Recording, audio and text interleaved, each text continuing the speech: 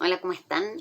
Les quiero compartir algo que Dios me habló el otro día, que el Espíritu Santo trajo a mi corazón, que me hizo ver un versículo muy conocido de una forma diferente y realmente reveló a mi corazón aún más del amor de Dios en Cristo por cada uno de nosotros.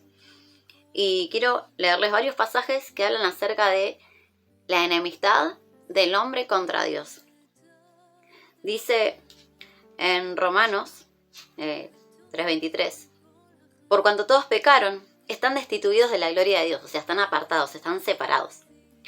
Y en el capítulo 5 dice, por tanto, como el pecado entró en el mundo por un hombre, y por el pecado la muerte, así la muerte pasó a todos los hombres, por cuanto todos pecaron, que es lo que decíamos recién. Para que así como el pecado reinó para muerte, también la gracia reine por la justicia para vida eterna mediante Jesucristo, Señor nuestro.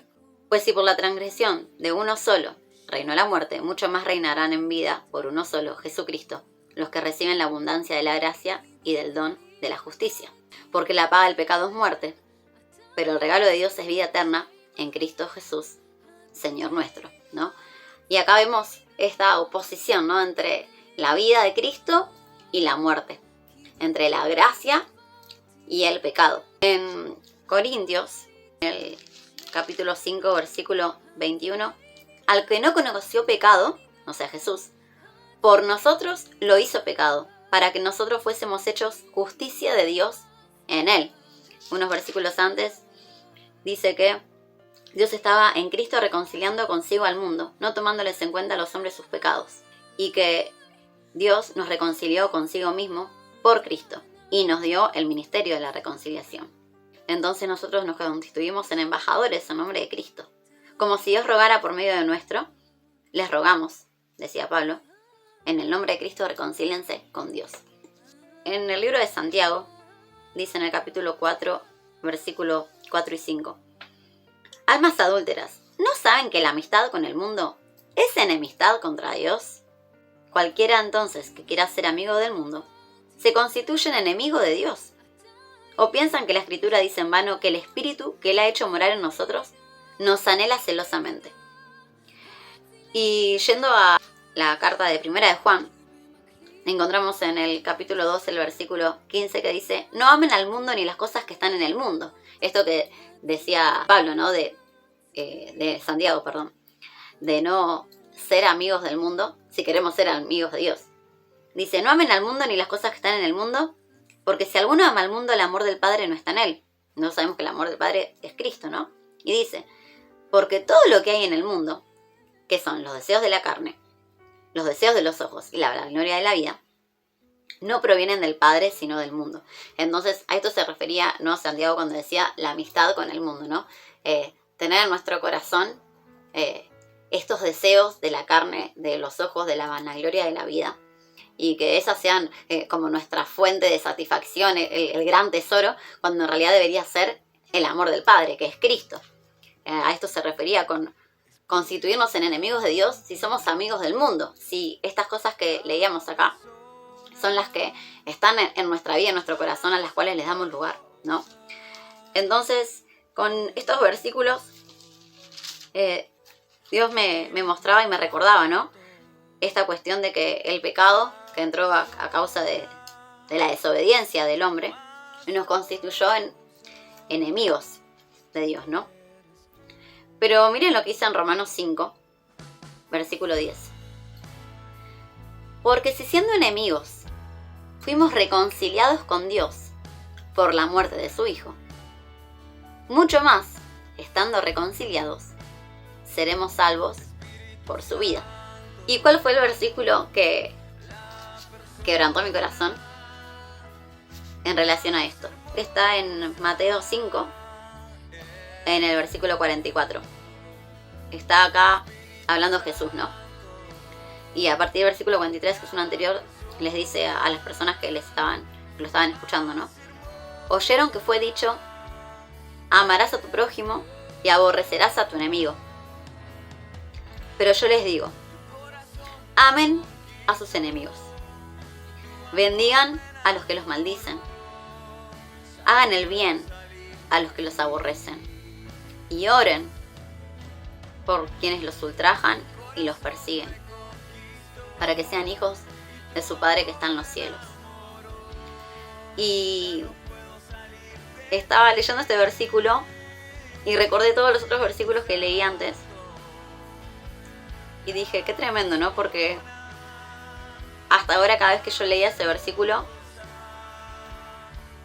era una cuestión de que, bueno, Jesús me está diciendo que tengo que amar a mis enemigos, ¿no? Que es lo que dice literalmente cuando uno lo lee. Sin embargo, cuando empezás a conectarlo con los demás versículos, podemos llegar a darnos cuenta de que Jesús, lo que nos estaba diciendo, lo que nos estaba pidiendo hacer, lo que nos invitaba a hacer, no era nada más ni nada menos que lo que Él estaba haciendo con nosotros. Y estos enemigos éramos nosotros, somos nosotros. Y Jesús nos estaba hablando, ¿no? Y les decía a ellos y nos dice a nosotros, o por lo menos eso es lo que el Espíritu me mostró a mí, de que Él nunca nos pide que hagamos algo que Él no hizo primero, ¿no? Entonces yo podía imaginarme en ese lugar y ver a Jesús hablando, diciendo, amen a sus enemigos, porque ustedes eran mis enemigos y yo los amé, yo morí por ustedes. Yo voy a morir por ustedes, todavía no había sido crucificado, ¿no? Bendigan a los que los maldicen. Y si leemos los evangelios, vemos todas las cosas, todas las maldiciones que Jesús recibió, ¿no? Maldito es todo aquel que es colgado de un madero. Y dice, bendigan a los que los maldicen. Él nos bendijo, tenemos toda bendición espiritual en Cristo en los lugares celestiales. Y después dice, hagan el bien a los que los aborrecen. Y oren por los que los ultrajan y los persiguen, para que sean hijos de su Padre que está en los cielos. Y Él, como Hijo de Dios, hizo todas estas cosas. Él nos hizo el bien. A nosotros que lo aborrecimos, ¿no? En Isaías 53 habla acerca de Jesús, ¿no? La profecía.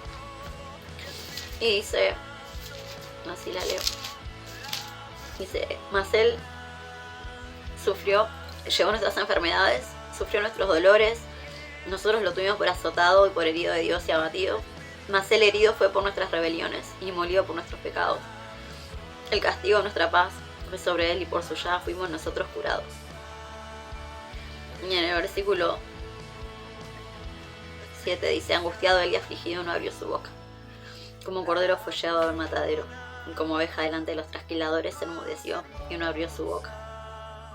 Por cárcel y por juicio fue quitado y su generación quién la contará. Porque fue cortado de la tierra de los vivientes y por la rebelión de mi pueblo fue herido. Se dispuso con los impíos su sepultura, mas con los ricos fue en su muerte, aunque nunca hizo maldad ni hubo engaño en su boca. Con todo eso, Jehová quiso quebrantarlo, sujetándolo a padecimiento.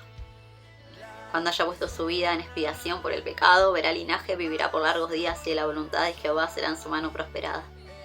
Verá el fruto de la aflicción de su alma y quedará satisfecho. Y dice en el versículo 12, por cuanto derramó su vida hasta la muerte, fue contado con los pecadores, y habiendo él llevado el pecado de muchos, y orado por los transgresores, ¿no? Y Jesús acá decía, oren por los que los ultrajan, los que los persiguen. Cuando llega la vida de Saulo de Tarso, que después fue el apóstol Pablo, Jesús le dijo, no, Saulo, Saulo, ¿por qué me persigues?